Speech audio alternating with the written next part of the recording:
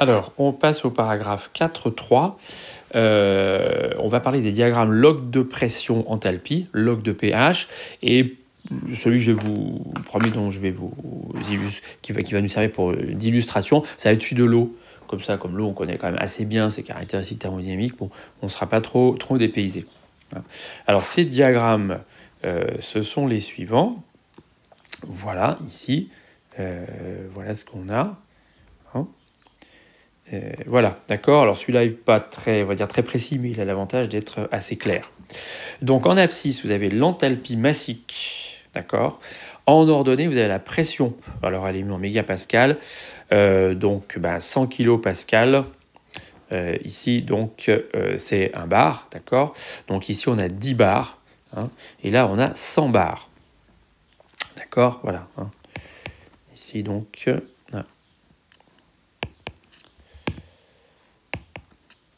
Qu'est-ce qui se passe? Je ne peux plus écrire. Hein. Non, apparemment, ça n'écrit pas là-dessus. Bah si, pourtant ça a écrit tout à l'heure. Bon. Alors, qu'est-ce qui se passe? Bon, enfin, vous voyez ce que je veux dire. D'accord, donc un bar, vous pouvez l'écrire vous-même, c'est quand même pas compliqué. Voilà, 10 bars et 100 bars. Alors, donc l'idée, c'est laquelle? Eh bien, c'est toujours la même. Hein. C'est-à-dire qu'un point de cet espace, là, de ce graphique, c'est un état thermodynamique d'équilibre. D'accord? C'est toujours la vision graphique des choses. D'accord, hein. Un point égale un état, comme sur la surface des états, etc. Ici, simplement, voilà. Donc, un point égale un état, ça veut dire que, au moins, dans cette zone de la surface des états, je peux prendre l'enthalpie et la pression comme paramètres d'état. D'accord, puisque un point, voilà, j'ai les coordonnées sont uniques, d'accord. Donc c'est ce que ça veut dire. Alors, on voit quelque chose qui ressemble plus ou moins à la courbe de saturation. Bon, effectivement, c'est donc en dessous de cette espèce de cloche que vous avez là. Hein, c'est bon, ça marche. Ok. En dessous de la cloche que vous avez là, vous avez un système qui est diphasé, d'accord. Hein, donc ici, c'est diphasé. Pourquoi je ne peux plus écrire là? Là, c'est diphasé, d'accord. Ici, ce qui est marqué 10%, 20%, 30%, c'est la fraction massique vapeur. Qu'est-ce qui se passe là? Il y a un problème là. D'accord, donc là, c'est diphasé. Pourtant, j'ai déjà fait des dessins là-dessus. Alors, X indice V. Bon, ok. Voilà, fraction massique, donc vapeur, d'accord, puisque, bon alors à gauche, voilà, ça ressemble quand même un petit peu, à part que l'enthalpie c'est comme le volume massique, mais enfin c'est un peu pareil, quoi, d'accord. Donc ici à gauche, hein, là on a l'état liquide, d'accord, là on a l'état gaz, voilà, ok, voilà, voilà, donc sous la courbe de saturation qui est en noir, le système est diphasé. Okay. Alors, ce qui est en bleu foncé, ce ce sont les isothermes. D'accord? Donc là, voilà. Donc une fois que vous avez un point, pardon, ici, vous connaissez son enthalpie massique, vous connaissez sa pression et vous connaissez sa température puisqu'on la porte ici, c'est 100 degrés C. Alors, ce qu'on voit, hein, c'est qu'on a un palier de changement d'état. D'accord, hein, on retrouve le fait que la pression et la température sont liées lorsque le système est diphasé. Et donc, quand on va passer du liquide à la vapeur, l'enthalpie ne sera pas la même. D'accord, hein. Alors, si la transformation est réversible, la variation d'enthalpie, c'est le transfert thermique. Hein, de manière générale, quelle que soit la transformation, l'enthalpie, évidemment, est pas la même. Et l'enthalpie peut servir de paramètre d'état, hein, sur ce palier. D'accord, puisque chaque point du palier a une enthalpie distincte, hein, comme il y avait un volume massique distinct. Voilà. D'accord, voilà. Alors donc pour ces lignes, alors on voit qu'ici, là c'est le point critique, hein, d'accord. C'est le point critique ici, donc on est entre 300 et 400, il est à 300, je ne sais plus combien, 360 degrés Celsius, je crois. Hein. Et il est à 226 bars, hein, donc c'est à peu près ça, ouais. D'accord, 226 bars, si mes souvenirs sont bons. Voilà, donc ça correspond bien à ce point critique, au sommet de la courbe de saturation. Donc les isothermes à 400, 500, 600 degrés, etc. Là, l'isotherme à 300. Voilà, on va jusqu'à l'isotherme à 10 degrés qui est ici. Voilà. Alors, donc les fractions massiques, donc c'est en vert. Ok. Donc ici, on est à 10%. de fraction massique vapeur, là 20%, là 30%, d'accord. OK. Et ce qui est en bleu clair, c'est les entropies. Hein, entropie massique en kilojoules par kilogramme et par Kelvin. Alors, elles n'ont pas été reportées. Bon, voilà, il n'y en a pas trop. Normalement, c'est partout dans le diagramme. Mais après, ça alourdit pas mal. Hein, donc là, c'est simplement un petit peu pour qu'on comprenne le principe de ces diagrammes, parce que les vrais diagrammes sont tellement touffus qu'on n'y voit plus grand-chose. D'accord. Donc ici, l'entropie. Donc ce qui signifie que, bon, bah là, par exemple, j'ai l'entropie massique. Alors bon, là, on sait qu'on a une formule pour la retrouver, l'entropie massique. Hein, donc bon, alors c'est pratique de l'avoir graphiquement. Voilà. Voilà. Alors, je répète, un point, c'est un état. Pourquoi, évidemment, c'est l'enthalpie et pas l'énergie interne? Parce qu'on vient de voir que le premier principe industriel, c'est l'enthalpie qui l'utilise, d'accord, qui met en jeu. Donc, c'est pour ça, en fait, qu'on a un diagramme plutôt avec l'enthalpie. Parce qu'on va, évidemment, appliquer ces diagrammes avec le premier principe industriel. Alors, moi, pour l'instant, ces diagrammes, essentiellement, ils sont utilisés par les frigoristes. Hein. Alors on pourrait effectivement faire tracer, je dirais, le cycle de la machine à vapeur de la centrale nucléaire là-dessus. Bon, c'est pas mon propos, ça peut se faire. Ce que je voudrais qu'on voit un petit peu, c'est qu'on vérifie. Je vous souviens que sur la surface des états, hein, on avait dit,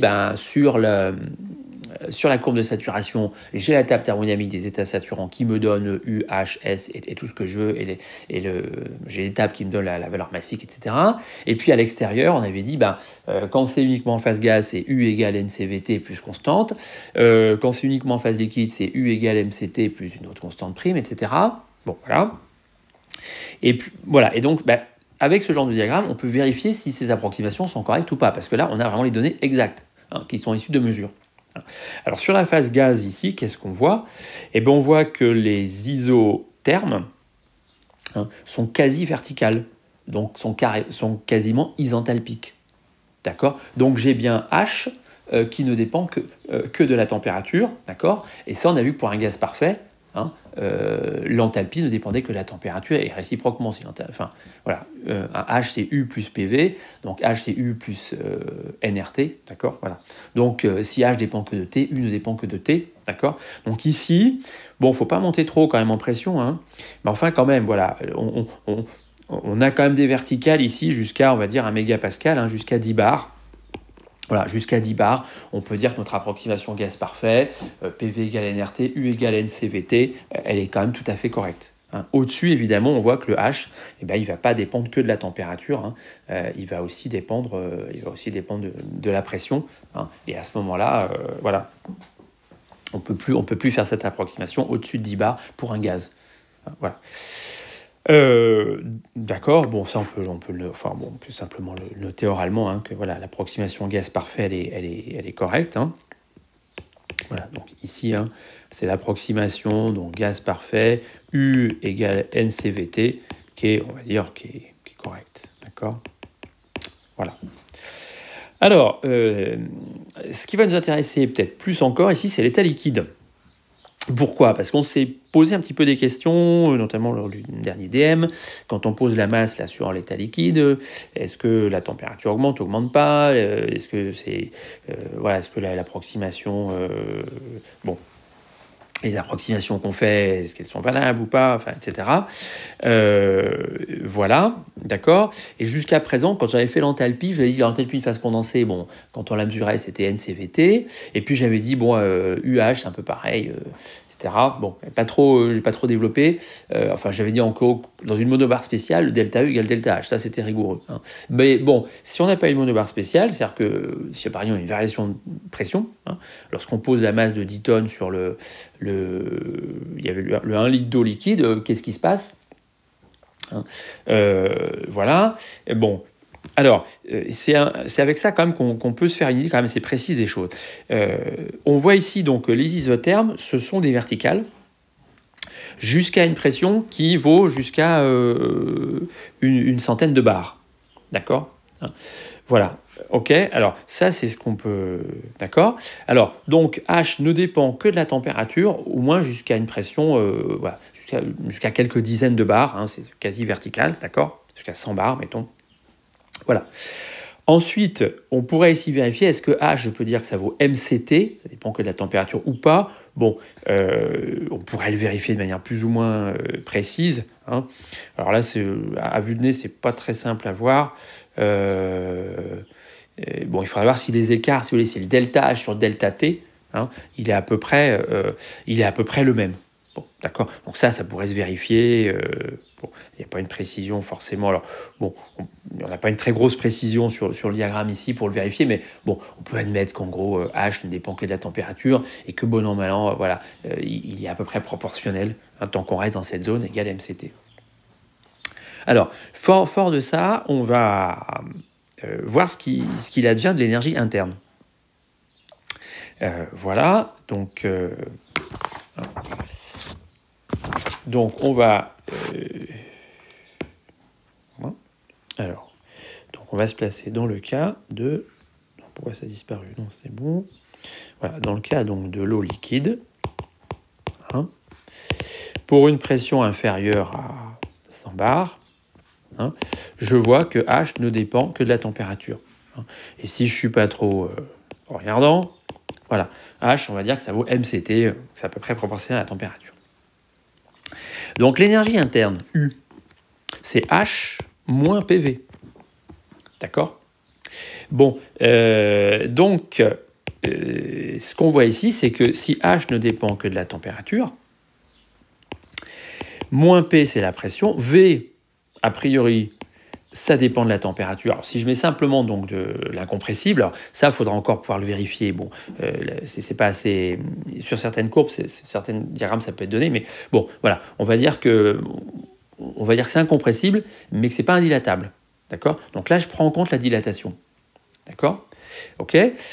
Si je prends en compte la dilatation, ça fait V de T. Si je ne prends pas en compte la dilatation, hein, ça ferait, c'est vraiment incompressible, indilatable, ça ferait H de T égale, ça fait U égale H de T moins PV.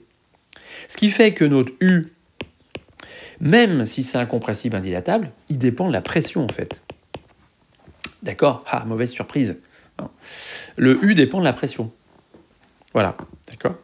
Donc si je reviens dans le DM, hein, à la transfo AB, on pose la masse là de 10 tonnes, d'accord? Alors, le delta U, bon, je vais toujours supposer quand même que c'est incompressible. Donc le delta U vaut 0, voilà, parce que c'est incompressible. Hein? Voilà.